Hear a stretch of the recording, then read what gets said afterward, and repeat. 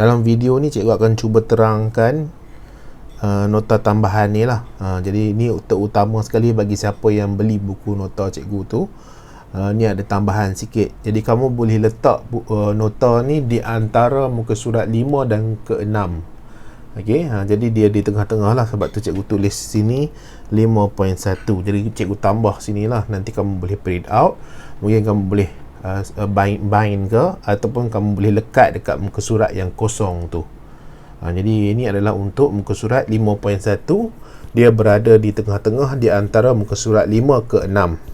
Jadi kalau yang tak beli pun tak apa, tak ada masalah. Cikgu akan bagi juga nota ni. Jadi kamu boleh buat rujukan lah. Jadi mungkin untuk fahamkan, kalau ikut dalam buku teks, dia ada dalam muka surat 24, 25 dan 26. Jadi cikgu compactkan dia, padatkan dia dalam satu muka surat sahaja untuk mudahkanlah pembacaan kamu kan. Jadi kita ada struktur bagi sel haiwan dan struktur bagi sel tumbuhan. Jadi selain daripada struktur sel haiwan dan sel tumbuhan ni, kita kena tahu juga tentang dia punya komponen sel. Okey, komponen-komponen yang ada di dalam sel. Sel haiwan dan sel tumbuhan lah. Sel haiwan dan sel tumbuhan. Jadi kalau kamu tengok kat sini, ini adalah dia punya secara pandangan kasar lah. Okey, untuk sel haiwan ni dia ada struktur yang kita panggil sebagai membran plasma. Jadi kamu nampak yang bintik merah tu membran plasma. Jadi dia meliputi, meruangi kawasan macam pagar lah kan untuk sel itu. Okey. Kemudian kita ada di tengah-tengah ni, kita panggil sebagai nukleus. Jadi di tengah-tengah ni kita ada nukleus. Kemudian kita ada ribosom. Okey, ribosom yang titik-titik-titik ni, itu kita panggil sebagai ribosom. Kemudian ada jasad Golgi, kemudian ada mitokondria, ada centriole, ada lysosom. Kemudian di tengah ada nukleus. Cikgu dah sebut nukleus tadi kan. Dan kamu jangan ingat itu saja. Sebenarnya ada juga yang lain. Jalinan endoplasma dekat sel tumbuhan ada, dekat sel haiwan pun ada. Sini jalinan endoplasma. Jadi cikgu bolehlah juga buat ni ke atas ni. Cuma tak nak bagi banyak sangat kan, bersilang-silang dia punya garisan tu. Jadi cikgu tunjuk dekat sel tumbuhan saja. Dekat sel haiwan pun ada ya. Kamu jangan kata sel haiwan tak ada pula. Jalinan endoplasma ada. Okey, jadi dia ada di jalinan endoplasma kasar tu ada ribosom. Dan seterusnya untuk yang sel tumbuhan ni, khususnya dia ada vakul yang besar. Okay, kalau sel tumbuhan tu matang lah. Tapi dekat sel haiwan pun ada vakul ya. Dekat sel haiwan pun ada vakul. Yang betul-betul ada pada sel tumbuhan sahaja, kita ada dinding sel, kita ada kloroplas. Dua ni memang confirm ada pada sel tumbuhan sahaja. Okey, sel tumbuhan sahaja. Kemudian kita ada sitoplasma. Okey, sitoplasma ada pada sel tumbuhan, ada pada sel haiwan. Jadi sekarang ni kita pergi pada struktur dan fungsi setiap satu komponen sel ni. Kita pergi dulu kepada kawasan yang meliputi, iaitu membran plasma. Tapi untuk membran plasma bagi sel tumbuhan ni, kamu nampak di sini, ni di sini ni adalah dinding sel. Di dalam ni adalah membran plasma atau plasma membran ataupun sel membran. Banyaklah 3 nama kan. Jadi terpulang kamu lah, kamu jawab dalam bahasa Inggeris ataupun bahasa Melayu. Tapi kalau ikut buku teks, dia tulis guna membran plasma. Jadi kita ikutlah buku teks. Itu yang paling bagus sekali lah. Itu rujukan utama kamu. Okey, kita pergi pada membran plasma. Apa dia punya struktur dia? Jadi struktur dia adalah membran luar. Okey, dia ada membran luar. Kemudian dia akan selaputi kandungan sel. Jadi apa yang ada di dalam sel itu, dia akan selaputi supaya dia tak boleh bergerak sesuka hati pergi ke mana dia nak pergi. Kandungan sel tu dia berada pada satu tempat sahaja. Dia adalah selaput nipis dan kenyal. Okey, dia adalah selaput nipis dan kenyal. Dan bab seterusnya kamu akan belajar khusus kepada membran plasma sahaja. Kalau kamu pergilah kepada bab ketiga, cikgu tak salah. Kemudian dia telap memilih. Okey, bahasa Inggerisnya semi-permeable. Maksudnya ada bahan tertentu yang boleh masuk, bahan tertentu sahaja yang boleh keluar. Dan kalau nak masuk, nak keluar, dia ada cara-cara pengangkutan tertentu yang membenarkan dia masuk, membenarkan keluar. Jadi fungsi dia apa? Fungsi dia untuk kawal bahan keluar dan masuk. Jadi ada bahan yang akan masuk, ada bahan yang akan keluar. Dia kena lalui dulu membran plasma. Jadi membran plasma ni seolah-olah macam tembok yang akan mengelilingi sel tu. Selain daripada tembok, dia juga adalah untuk pagar. Dia nak benar atau tidak kamu masuk dan keluar. Kemudian dia akan asingkan persekitaran luar dan dalam. Okey, persekitaran luar tu dia akan asingkan dengan yang dalam. Itu adalah untuk membran plasma. Jadi daripada membran plasma kita pergi kepada tengah-tengah sel dulu, iaitu kita pergi kepada nukleus. Jadi di sinilah nukleus. Jadi nukleus, struktur dia adalah komponen terbesar sel. Okey, komponen terbesar sel. Dia yang paling besar sekali. Bentuk spera dan dia padat. Spera ni maksudnya dia tidak betul-betul bulat. Okay, bumi pun samalah, dia tidak betul-betul bulat sebenarnya. Ada orang kata bentuk dia bujur, macam-macam lah ya. Dia tidak betul-betul bulat, kita panggil dia sebagai spera. Diselaputi oleh membran nukleus. Jadi maksudnya kamu nampak yang silver ya, yang cikgu bulat ni lah. Dia dipanggil sebagai membran nukleus. Keseluruhan kita panggil nukleus. Jadi nukleus tu dia ada membran nukleus. Okey, diselaputi oleh membran nukleus. Jadi membran nukleus ni dia ada liang-liang. Membran nukleus dia ada liang-liang. Dia membenarkan bahan untuk keluar dan masuk. Okey, dia membenarkan bahan untuk keluar dan masuk. Liang-liang ni apa? Liang ni macam lubang lah. Jadi maksudnya ada benda boleh masuk ke dalam lubang tu, pergi ke satu tempat yang lain. Okey, jadi itu adalah membran nukleus. Jadi nukleus dia mengandungi kromosom. Jadi kromosom yang hitam kat tengah-tengah ni. Okey, dia ada fungsi dia lah. Kemudian nukleolus. Jadi nukleolus yang warna brown ni. Jadi apa fungsi nukleolus? Dia akan menghasilkan ribosom. Dan ada fungsi lain lah. Kromosom apa fungsi dia? Dia mengandungi bahan genetik.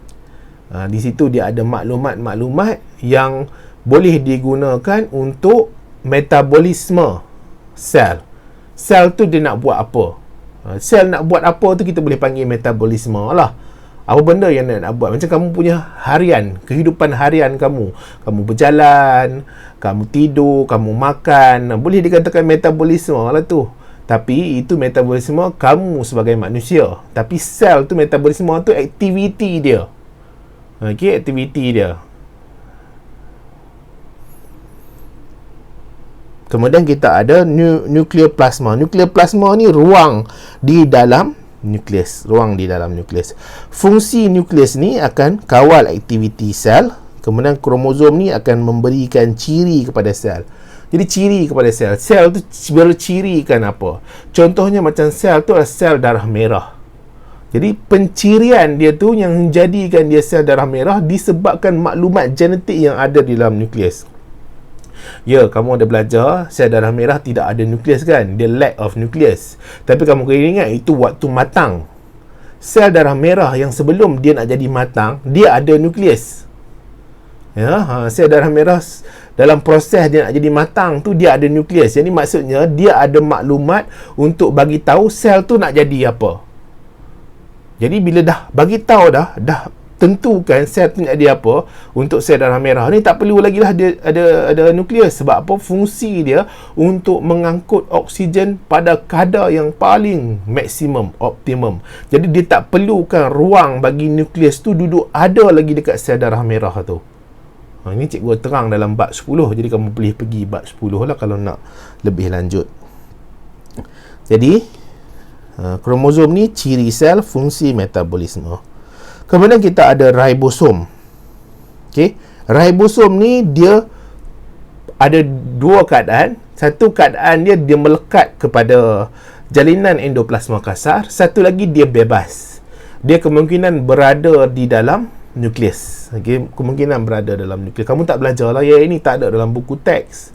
Cuma dia beritahu ada ribosom yang dia bebas. Jadi ribosom bebas sama jugalah, dia akan sintesis protein. Dia adalah tapak sintesis protein. Itu adalah fungsi dia. Jadi struktur dia tu macam mana? Dia granul kecil, padat dan bentuk sfera. Jadi dia nak dikatakan bulat tu tidaklah sepenuhnya bulat ya.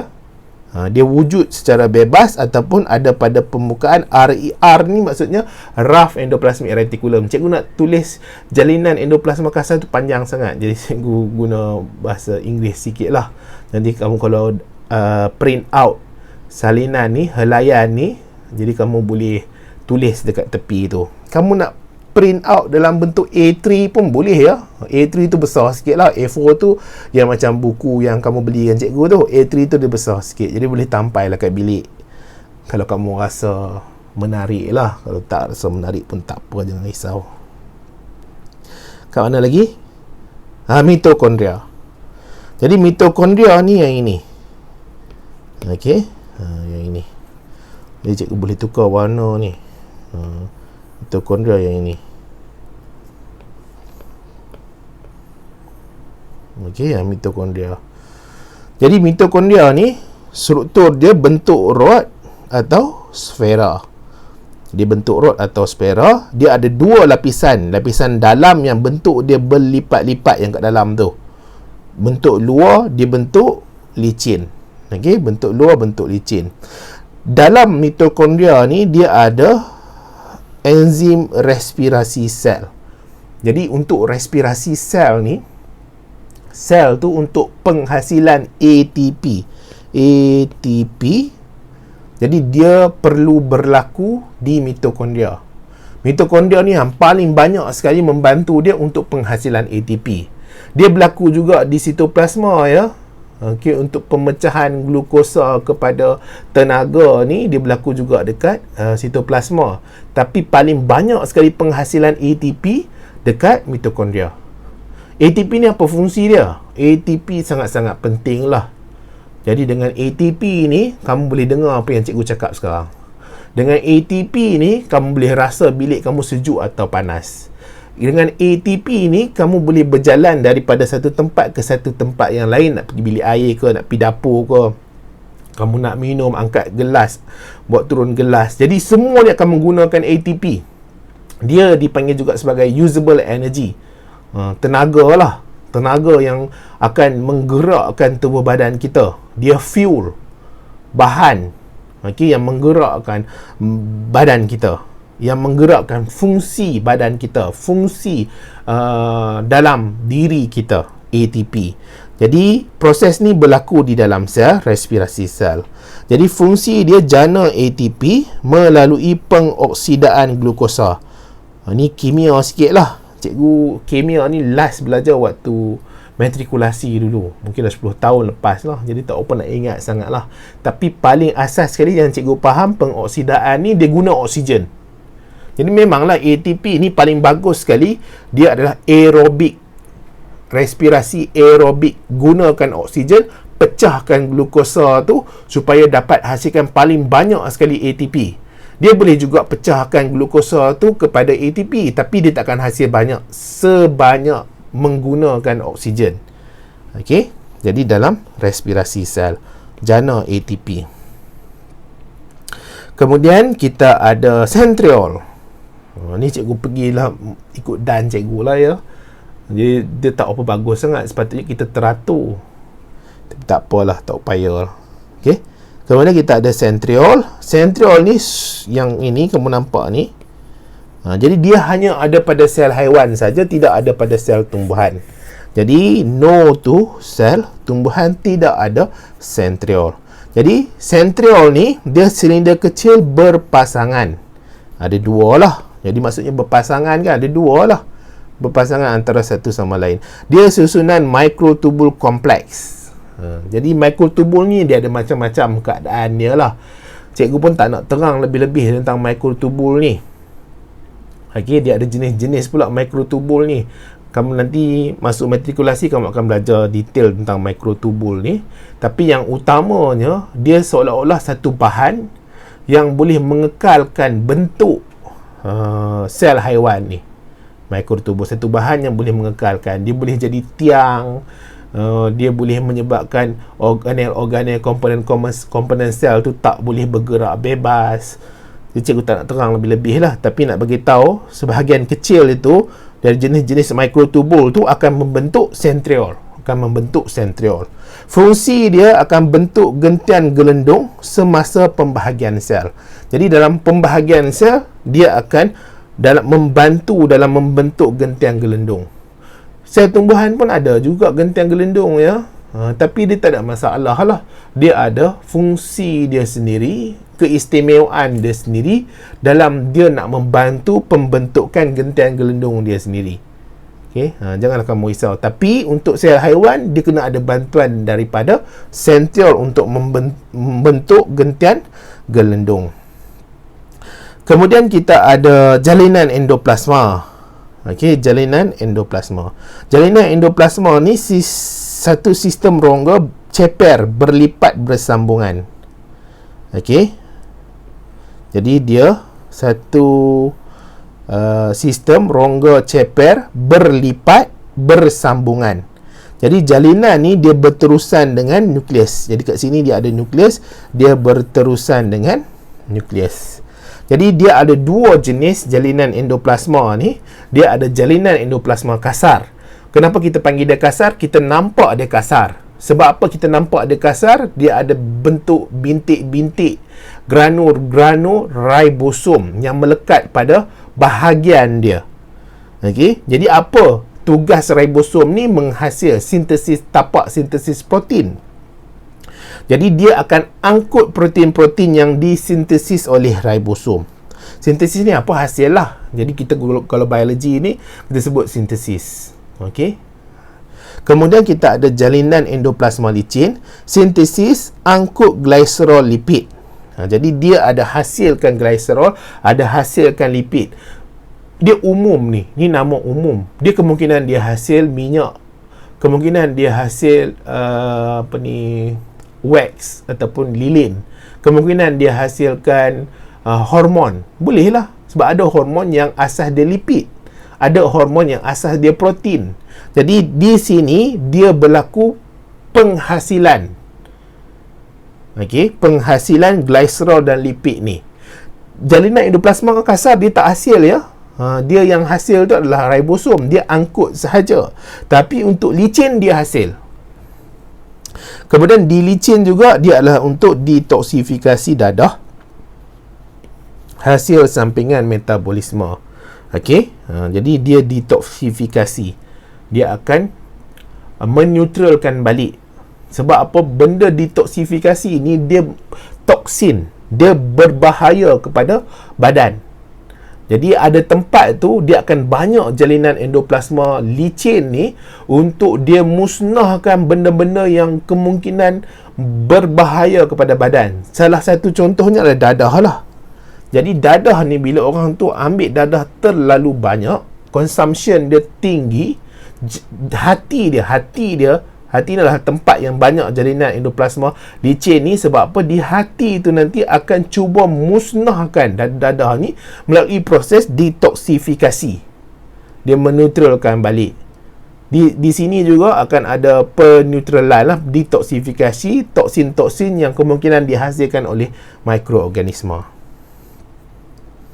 Lysosom ni cikgu tak terang tadi ya. Kita pilih lysosom. Jadi lysosom ni struktur kantung spiral kecil membran tunggal. Jadi dia hidrolisis protein asid nukleik. Hidrolisis ni seolah-olah macam dia pecahkan, dia pisahkan, dia potong-potong. Hidro ni air kan, lisis ni pecah, urai.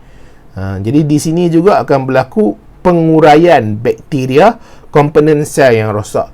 Jadi ada sel-sel tertentu yang mempunyai ketinggian lysosom ni, mempunyai kepadatan lysosom ni, dia banyak lah. Sebagai contoh, kita ada neutrophil. Sebab apa neutrofil ni adalah sel darah putih lah, leukosit.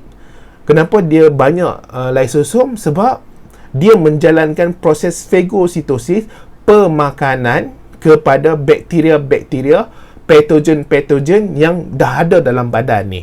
Kemudian satu lagi monosit. Jadi monosit ni dalam agranulosit lah. Ini kamu belajar dalam bab 10 nanti, ataupun dah belajar, cuma nak refresh balik sahaja. Jadi dia akan uraikan bakteria, komponen sel yang rosak.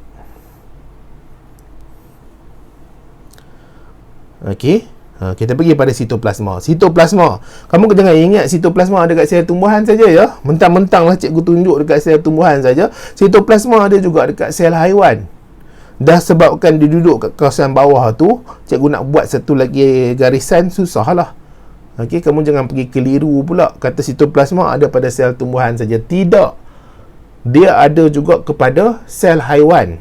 Okey, yang khusus, yang utama kamu kena ingat, sel tumbuhan ni dia hanya ada kloroplast. Bukan dia hanya ada, dia tu khusus bagi dia saja, tidak ada pada sel haiwan, adalah kloroplast dan dinding sel lah. Okey, dinding sel. Walaupun ada jenis-jenis bakteria, okey, ada jenis-jenis mikroorganisma ada dinding sel, tak apalah yang itu. Okey, dinding sel paling utama sekali kamu ingat, dia ada pada sel tumbuhan. Sitoplasma dia ada bentuk medium jelly, mengandungi komponen sel terampai. Fungsi dia adalah medium tindak balas biokimia. Jadi di sini ada tindak balas biokimia. Contoh tindak balas biokimia apa yang berlaku di sini, untuk dia pecah glukosa tu kepada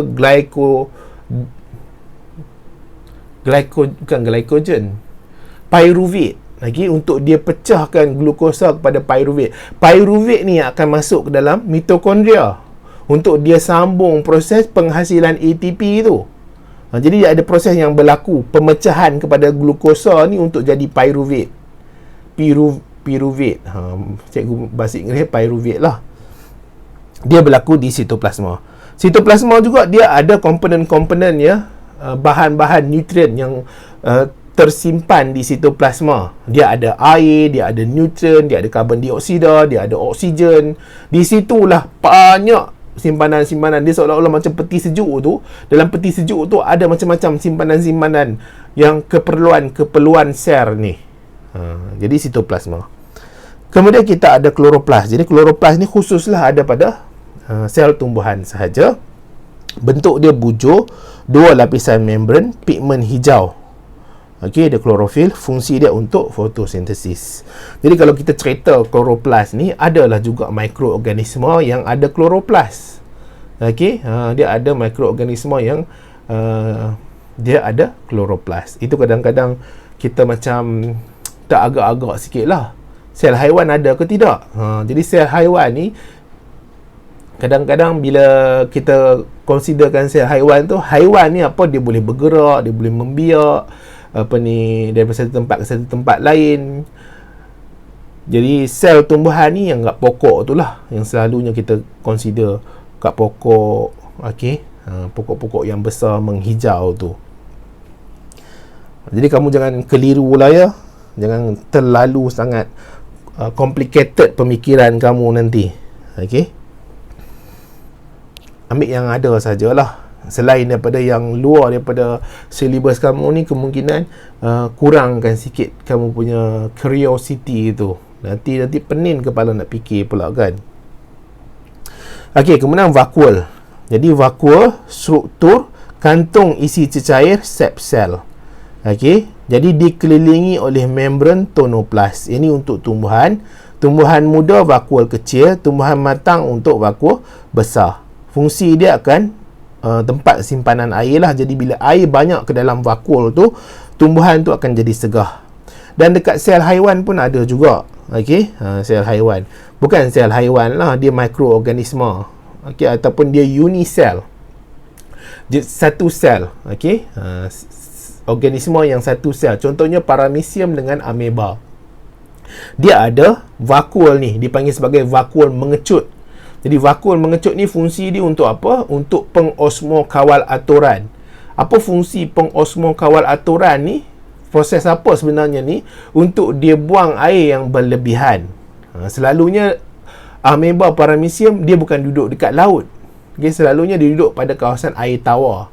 Jadi bila kawasan air tawar, air kemungkinan masuk ke dalam sitoplasma ameba dan paramecium. Jadi bila terlalu banyak air dalam sitoplasma, dia akan berkumpul di vakuol. Jadi vakuol tu bila dah berkumpul, dia padat, kemudian dia akan mengecut. Bila mengecut, dia akan tolak air semua keluar daripada sel. Jadi dia dah hilanglah air balik. Jadi dia tak perlu lagi terlampau banyak sangat air di dalam sel. Jadi ini adalah yang cikgu mampu terangkan kepada kamu lah. Ini sedikit nota tambahan, terutama sekali bagi yang beli buku cikgu. Yang ni tak ada lah ya. Jadi tambahlah bagi menarik sikit buku tu.